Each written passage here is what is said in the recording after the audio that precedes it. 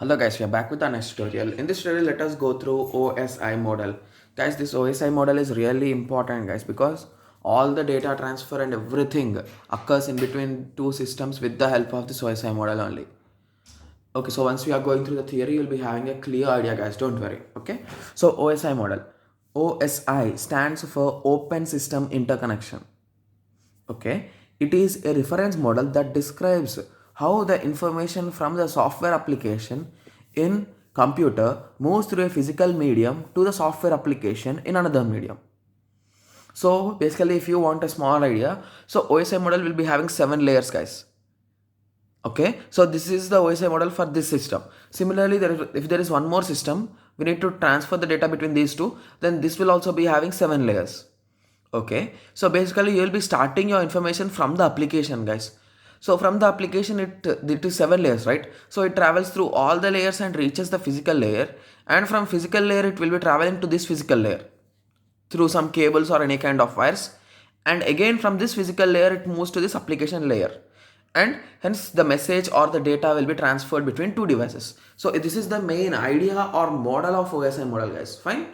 Okay, so that's what it is written here. It is a reference model that describes how information from software application of one computer moves through a physical medium to the software application of another medium. Fine.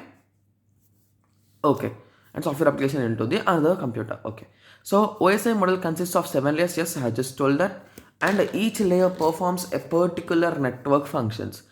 So we can easily say that each layer is a collection of some protocols.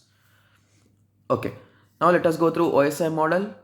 Some more introduction. So OSI model was developed by International Organization for Standardization. OSI was designed by ISO. The mirror image of that. It is not. It's not mirror image, but the opposite of that. OSI model was designed by ISO, International Organization for Standardization, in 1984. Fine, guys, please try to remember the year also, guys, because we can expect this question as an LAQ for 5 marks basically, because this is an important question. And now it is an architecture model for intercommunication, intercomputer communication. For this we will be using this OSI model itself. So OSI model divides the whole task. So let us assume you need to transfer the data from one system to another system. There will be many things, right, happening internally. We don't know that those things, but internally many things will happen. So all those things are divided into 7 smaller tasks, and they are shared among these 7 layers. Fine. Okay, so I hope everyone got a clear idea till now. So now let us go through the 7 layered structure of OSI model. Okay guys, I think the image is a bit clear. Okay, so basically there are 7 layers I told, right? So for remembering this 7 layers, there is a small trick guys. So basically you need to remember the names like physical layer, data link layer, network layer, transport layer, session layer, presentation layer, application layer. We'll be going through in-depth discussions about these things guys, don't worry. Okay, so basically we are having 7 layers I told, right? Okay, so there is a small shortcut. Remember that. Please listen carefully or take a piece of paper and write it. Please do not tell secret passwords to anyone. 1, 2, 3, 4, 5, 6, 7. These are nothing but our 7 layers. Guys, I'm repeating again. Please take a piece of paper or please listen carefully. Please do not tell secret passwords to anyone. Fine. So here P will be the physical layer. Please remember the first layer will be the physical layer. So after that, whatever names you remember, you will be writing them. So you need to remember the words guys here, or the names of these stages or layers. Fine. Presentation layer, data link layer, network layer, transport layer, session layer, presentation layer, application layer. Guys, please practice the diagram twice guys. You will be just automatically remembering. If you are really a champ, you can remember the order directly. It's really simple. Fine. Okay, so I told you that we will be having 7 layers for first system and 7 layers for second system. So we have drawn them successfully. So in between these two, what will be having? Application protocols, presentation protocols, session protocols, transportation protocols. In between from network, these things will be separate guys. Okay, so from network you will be having one more network interface, and from data link you will be having one more data interface link, and physical layer also you will be having some connections. Fine.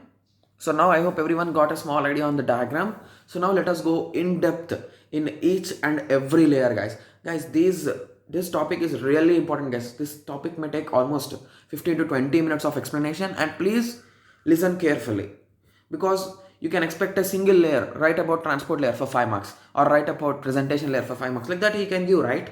So that is the reason why be perfect with all the 7 layers. Okay, so now let us go through application layer. So from the name itself we can say application. So it is some kind of software with which we will interact, fine. So this is also this in the similar way. Application layer, it is nothing but the topmost layer of OSI model, that is the 7th layer. Remember, the layers will be counted from bottom to up. Okay, so application layer provides services for network applications. So I hope everyone knows we are having many network applications. Network applications are nothing but which use internet to run, like our Chrome, Firefox, our mails, many games. All those comes under this application layer itself. So network applications are such applications which use network, Chrome, Firefox, Outlook, Skype, etc. So now I hope everyone got a small idea on this on this application layer. So now let us go through some protocols. So we are having many protocols, guys. Like for file transfer, for mails we are having, like that we are having few. So now let us go through first file transfer. So file transfer is nothing but when you want to transfer files from one system to another system, we will be using this protocol. To transfer files between two users, FTP protocol is used. FTP is nothing but file transfer protocol is used. Fine. Okay. So now let us go through. Okay, if we are having a protocol for web surfing is nothing but you will be searching for different things over website, right? Over Google or anywhere. So even Google is also a website, and each and every website take care of its security, right? So they will be having some HTTP or HTTPS codes or protocols in the initial of the website name, https://www.google.com, right? So that will be the format, right? So the initial one will be your protocol. So whether it is non-secured or secured, so it is nothing but hypertext transfer protocol without security, with security. Fine. So we search many things every day. So we use the protocols like HTTP or HTTPS. Fine. Okay. And we do even send mails to our friends, our family members, and many other things. But nowadays we are not sending so much, but previously they used to send. Fine. Okay. So mails. Mail services use the SMT, that is nothing but simple mail transfer protocol. So this is used for transferring of mails. Fine. Okay, so the next type would be the virtual terminal. So in virtual terminal, telnet is a protocol, guys. Okay, so now let us go through physical layer. So now I hope everyone is now clear with the 7th layer, that is nothing but application layer. So now let us go through presentation layer. So from the name itself we can say it presents something in a proper way or in an easy way or in a different way. Presentation. Fine. Okay, so it represents the data, it receives data from the application layer. As it is below it, so it will be receiving from the application layer. Yes, that is true. It performs operations like translation, data compression, and encryption and decryption. Guys, please remember these 4 words, guys, because you can write about them and you can elaborate your answer. So translation, data compression, encryption, decryption. So translation is nothing but converting the original text into some other format. So that is nothing but converting original message or text to a binary or any other format. So let us assume you gave the message as ABCD. So this translation or translator converts it into a binary code or any other code which a system can understand. Okay, and then it is passed to the compression. From the name we can say if it is 1 kg, we will be compressing it to 500 grams. Like that, it will be compressing it a bit. It means we will be reducing its length or size or weight or anything. So compression, here the size of the data or length is reduced so that the transfer becomes faster. So let us assume our string is 1011011001. So after compression it became 1011110. So it is compressed, right? So that is nothing but compression. So after that let us discuss about encryption and decryption. Encryption means we will be encrypting the data so that any other end user or any other hacker or any other recipient cannot read it, guys. So that is the reason why we'll be following encryption. Encryption is nothing but you will be adding some different codes, or you will be passing your message to some function so that you will be getting a new message which cannot be read normally by observing it. Fine. We need to decode it. Only then we can read it. So encryption is nothing but it is done at. So encryption you can also call as encoding and decryption as decoding, guys. Don't worry. Okay. So encryption is done at the sender and decryption is done at the receiver. So let us assume that your original message is ABCD. So ABCD is converted to 10110. So if you convert or if you push it to the encryptor or encryption is done, it becomes in this way. So see, if you read this message, can you understand anything? Even we cannot read this message, but if you are a hacker and you have some keys, you can try to read this message.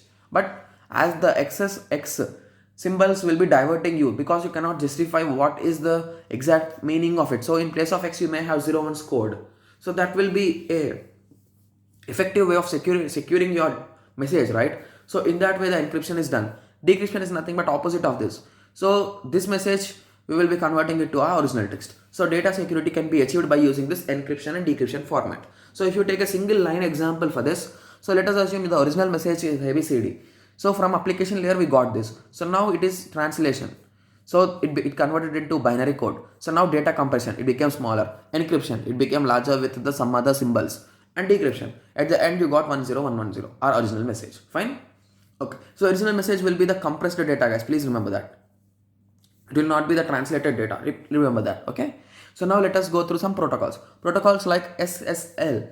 SSL is nothing but secure socket layer, guys. So it is a secure layer in which we will be doing the encryption and decryption.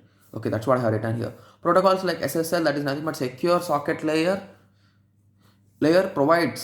protocol are used to encrypt and decrypt the data. Fine. So I hope everyone got a small idea on this. So now let us go through session layer. So from the session layer we can say, so we'll be saying this is your session, please teach a lecture, or please teach a class for this. So session means it is a particular time frame, right? So in this also it is also related to that, guys. So session layer, it helps in setting up and managing the connections and enabling the sender and receiver of data and followed by terminations of session once transfer is done. So session layer is nothing but he will be selecting the devices, he'll be connecting them, he'll be transferring the data, and he'll be disconnecting them. Fine. So this is all done in this session layer. So session layer helps in setting up and managing the connections and enabling sender and receiving of data and followed by termination. That's what I have written in this 4 lines, guys. Fine. Okay. So before we start a session, authentication is done. So will you give the session chance for everyone? So if I come to your college and if I say, sir, I want to teach something, will they allow me to teach? No, they will be asking for some teaching. They will be asking for some teaching experience. They will be checking me how I am teaching and everything they'll be checking, right? So that is nothing but something called, you will be calling it as authentication. So they will be check who you are initially. So your standards they will be checking. So in this computers or data communication, we will be saying who you are is not, authentication is nothing but they will be giving you a username and password. So you need to enter them and you need to log into the system in that way. So who you are, to establish a connection, you will be entering your username and password. If matched, the session will be established, or else the session will not be established. So now once we got a session, and then the next thing will be authorization. So now they gave me a chance to teach for first year students. I am interested in the subject of fourth year student and I am interested in teaching fourth year student. Will they allow me, guys? No, right? So if I am having permissions, only then I can go there and I can teach, right? So that is the reason why that is nothing but authentication. It is authorization. Authorization is nothing but different permissions to access the data or download the data. Fine. So I am saying in terms of our example so that it will be clear for you. Okay. So now the session layer will also keep the track of all the files which you are downloading and using. So I hope everyone got a clear idea on session layer. So now let us go through transport layer. Okay. Transport layer. So basically transport layer. So it is going to transport some data which has come from the previous layer and it pushes to the next layer, right? Transport, it is a medium between transportation. So OSI model provides transparent transfer layer. So this transport layer is really transparent, like whatever the things which are happening, we can observe them. Of data between the end system or host and is responsible for the segmentation, flow control, and error control and recovery. So these are the 4 different operations which are occurring in this transport layer. So it ensures that the complete data transfer is done. So basically the data is divided into data units, guys. and each data unit will be having a segment number and port number. So segment number, sorry, it is not segment number, it is sequence number, guys. So sequence number is nothing but this is the first segment. We should connect this to this, like that we will be having the numbers. And port number is nothing but to which application or which IP address it should send. So that will be a port number. Fine. Okay. So now let us go through file control and all those things. Okay. So file control. So flow control. Flow control is nothing but we will be controlling the flow from sender to receiver. So if there is a in between, there is a node, let us assume. So you are transferring the data from here to here first and then here to here. So basically in network layer, okay. So in transport layer, we will not take care about anything of these guys. So we'll be considering only the speed. In transport layer and in data link layer, we'll be checking these things. I'll be just discussing in the next part of this, don't worry. Okay, flow control. So constant flow speed is maintained between the sender and receiver without losing any data. So we'll be transferring the data, right? So we will try to transfer the data at a constant speed so that the data will be reaching the destination at a faster rate and in a proper way.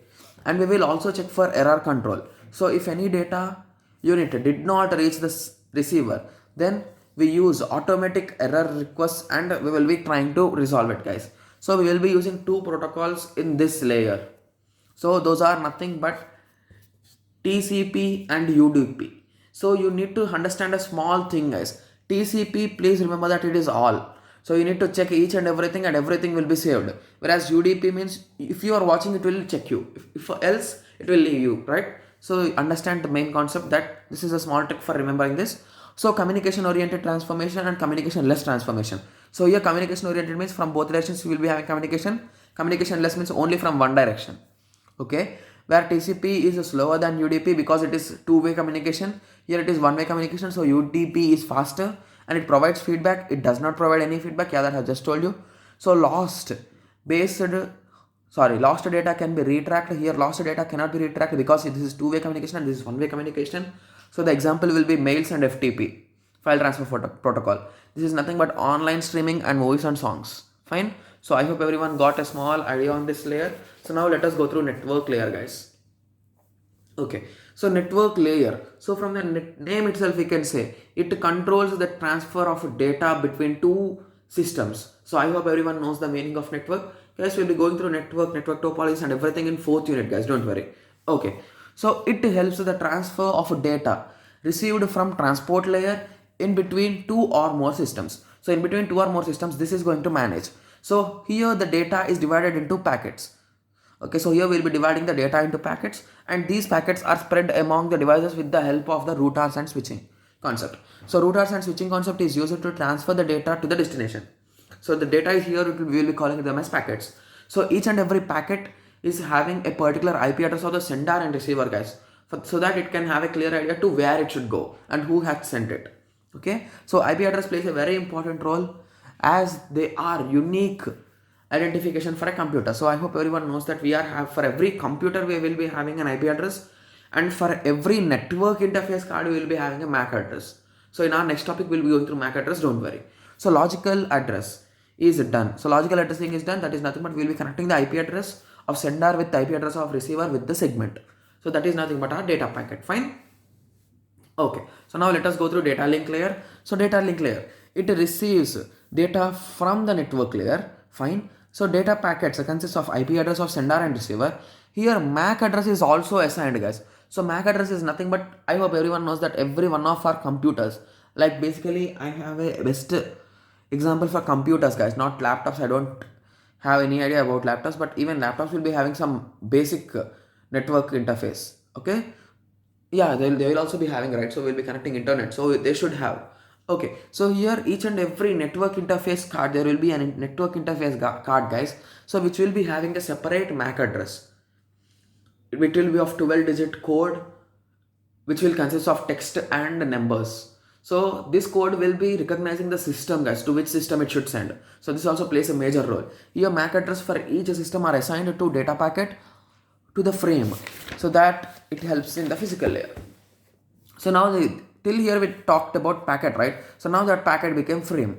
When we assign MAC addresses, MAC 1 and MAC 2, it became frame. So MAC is nothing but a 12-digit code which is embedded in a network interface card. Yeah, that's what I told, guys, and can help a transfer of data through wired connection. So basically remember this is only possible in wired connection. So copper wires or optical fibers are used. Max sub-layer helps in avoiding collision. This is a complete chapter which we'll be discussing in fourth unit, I think so. After network in third unit or fourth unit, guys. After network interface or networks, we will be going through the max sub layer and its protocols. Don't worry. Okay. So now let us go through physical layer. So physical layer. So till now we have converted successfully the data into bits, packets, frames and bits. So till now the data is converted into bits. Now as per the medium, the data is transferred from one system to another system. Okay, so let us assume we want to send the data through copper wire. So if we are sending through copper wire, we are transferring the electrical signals. If we are using optical, we are using light signals. If we are using air, we will be using radio magnetic signals. So I hope everyone got a small idea on this. So according to the design or the diagram, the data is transferred in this way. So it will start in the sender's application layer high. It reaches till the physical layer of this sender, and it travels to the physical layer of the receiver, and it again reaches to the application layer of the receiver. So in this way the data transfer will occur. So I hope everyone got a clear idea on this. So I think this tutorial reached almost 20 minutes, guys. So as this is the most important tutorial, I took a bit long time in explaining, guys. So I hope everyone got a clear idea on this. So in the next tutorial we'll be going through TCP by IP protocols. Thank you. Thanks for watching.